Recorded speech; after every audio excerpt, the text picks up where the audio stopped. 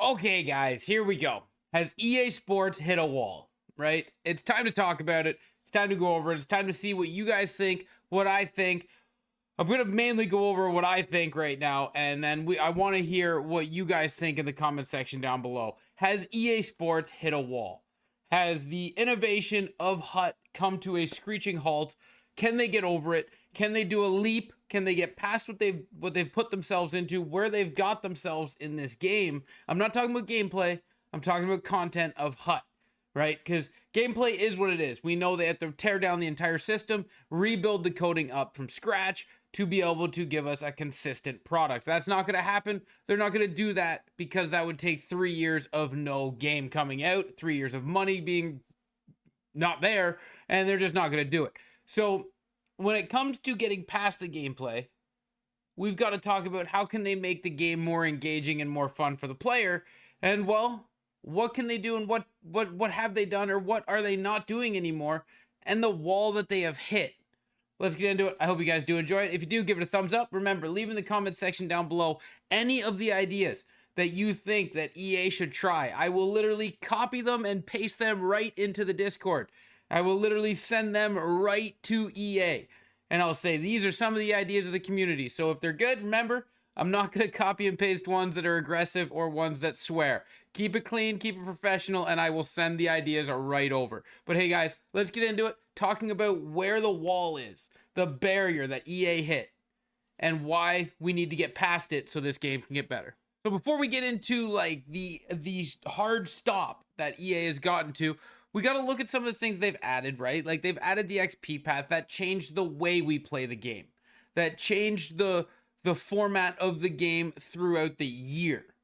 But that doesn't change the day-to-day drive to play the game, right? We know to get through the XP path, all you got to do is play 2 squad battle games a day, get your dailies, get your weeklies, and your XP path will be done by the end of the XP path, right? So what keeps you playing? What keeps you engaged? Well, they've gone with a checklist format of hockey for a very long time.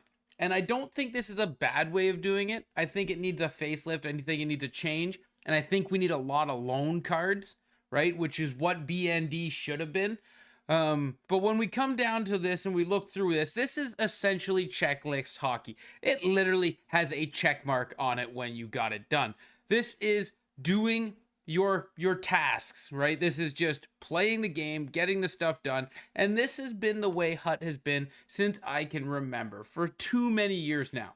So this is a wall that people have hit to where they come in now, they see it's like, yeah, great, I got to do all this stuff again. And for the majority, it's starting to get repetitive, tedious, and boring. And this isn't saying the game is boring. This isn't saying HUT is boring. This is just giving the common feedback that checklist hockey, people are done with it. So they need to get past a hurdle of checklist hockey. And then coming down to content on the 3-day week cycle, right? Where they give you cards, they give you stuff in the game. This is stuff that we've been getting. Team of the week has been around for a while, and it's cards that we keep getting over and over again. You know, here's more cards that you get, and it's not even team of the week anymore. It's line of the week, but it's here you go. This is what you're going to get. Go fight for these cards, and then next week there'll be another team of the week. And then HUT Champs, they've kind of changed up HUT Champs, whether you like it or you don't like it. It's change, it's different. So like it is what it is. Depending on the player, we can all agree this player in this picture here, whoever that is on a weekly basis, changes how sweaty Champs is, which is enjoyable from time to time. And then the constant recycling of past events to give us stuff like this. Like Supernatural could have been gone. This could have been game day cards. This could have been, weekly fantasy cards, something, right? Something to engage you into it a little bit. But they need to spark into the cards, into the daily content of getting players back into playing the game. That's the barricade. That's the wall that I think they're at. And they got to figure out how to get over it or around it.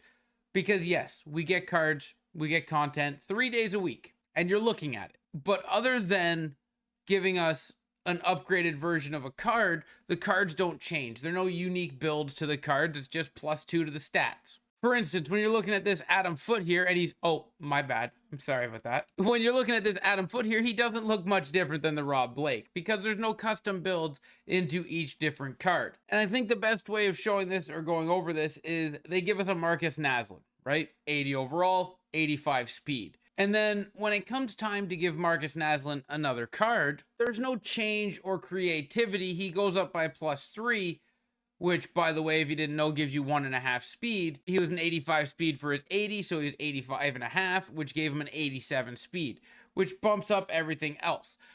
On the ice, these stats don't show to that small of a difference. And that's where people are like, they'll see, for instance, this 87 Marcus Naslund comes out, and if you have the 83, you're like, cool, my 83 has 87 speed, this 87 has 89 speed, nothing really changed. Sure, he has 94 accuracy, but this Marcus Naslund has 90.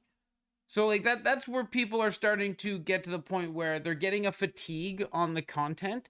And it's not a fatigue on getting content 3 days a week. People would love content 5 days a week. It's a fatigue on the +1, the +2, right? And we also seen this with Eric Daze. Eric Daze had an 84 overall, 6'6" card. People loved it. People went out and got it. People chased this card. They got it. They're like, hey, 91 shooting, 83 speed sucks. But hey, I can make this card work because he's big. And this is exciting. Well, then anybody that got the 84, it didn't matter because they dropped an 85. And then you're like, oh, I just got the 84. Now there's an 85. Am I supposed to chase the 85?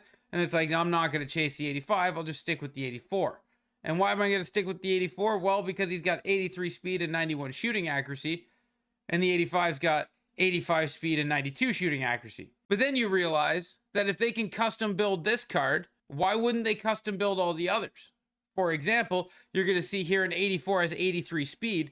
Well, when he goes up to an 85, he should technically go to 84 speed, right? Because he won overall, he goes up by half a point, but yet he goes up to 85 speed.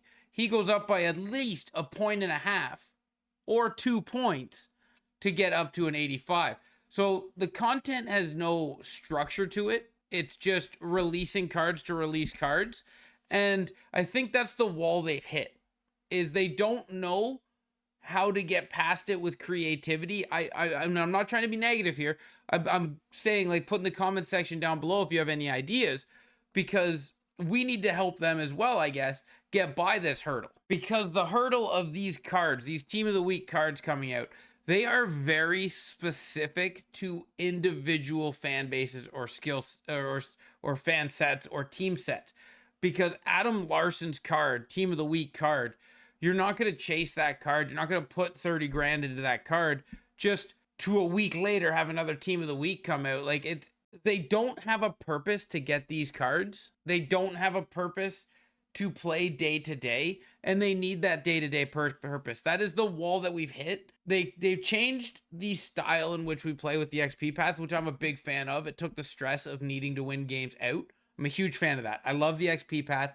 It needs improvements, yes, but I think, you know, it's in a whole good. Now the B&D also, I think, can be in a whole good, but there is one thing in my opinion they need to really change with B&D, and that is the cards need to be at the top of the list of where everything's at. Like, for instance, this Joseph Wool B&D, he should be an 87. And the only reason I say he should be an 87 is because the 84 Joseph Wool is useless a month ago, and he's a B&D. So you're telling people to work towards a card that is useless a month ago. If you made him an 87, people would go and work for that card. If Natalie Butchbinder was an 87, people would go work for that card. And there's no reason that we can't give people these cards because they are useless to them. They're not fodder. They're not currency. They go on their team, but eventually the progression will push them off their team. But at least they have a reason to grind for that player. At least they have a reason to work for that player. Right now, we get this stuff, and this is the barricade of the content and the reward. This is the barricade that I think we've hit with rewards. Why are we getting an 82 overall card? At least this one's non-tradable, but people aren't feeling rewarded for that, right? The Team of the Week system that we have now, where you get an 82 overall Team of the Week choice pack, people aren't feeling rewarded at an 82 overall, but they felt rewarded when everything gave collectibles and you could hold those collectibles until you found a player you enjoyed, and then you could turn them all in. Now, they did change off the system because there was some feedback of people not liking that the 82s in October were useless in November. So, hey, you know, they took some feedback. They tried to change it up. We can't really fault them for that. But this is a massive barricade between the content coming out, not giving you a reason to play day to day, and then the objectives with the lack of rewards, not giving you a reason to play day to day. We have hit a barricade with HUT. In the last couple of years, people would be just grinding, and getting after this stuff. Well, now they have kind of come to a point where they're done with the grind. They're done with the push. And you hate to see it because the game is fun. I enjoy playing the game. I love playing the game. And I keep playing the game. But people have come to a halt, a fatigue, if you will, with the checklist hockey and the content of just +1s. So I think that's what they need to change, in my opinion, guys. That's the barricade that I think they've hit. But what do you guys think? What are your guys' thoughts on the content, on the objectives, on the checklist hockey, on the barricade that EA has hit? And do you have any ideas in what they should do to make this game more fun on a day-to-day basis? Not the reward system of the XP path, not the end goal, just a day-to-day basis. What do you think would be fun to see in this game to make you play a couple games a day, right? More games a day. What would push you to play more games a day? But thank you guys for watching this video. I hope you did enjoy it, and I can't wait to see your comments down below. And until next time, ciao, ciao.